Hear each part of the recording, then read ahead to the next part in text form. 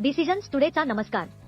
भारतात मागील दशकात डिजिटलायझेशन मोठ्या वेगाने वाढले आहे, ज्यामुळे आर्थिक विकास, रोजगार आणि शाश्वत विकासाला चालना मिळत आहे.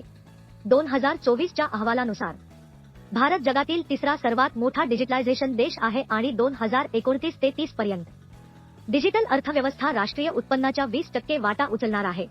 2022 ते 23 मध्ये डिजिटल अर्थव्यवस्थेने जीडीपीच्या 11.74% 31.64 लाख कोटी रुपये योगदान दिले आणि 14.67 दशलक्ष लोकांना रोजगार दिला.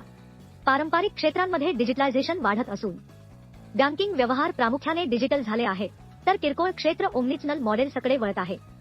2030 पर्यंत डिजिटल अर्थव्यवस्था वेगाने वाढत पारंपरिक क्षेत्रांना मागे टाकेल आणि विशेषतः डिजिटल प्लॅटफॉर्म्स मोठ्या प्रमाणावर विस्तारतील.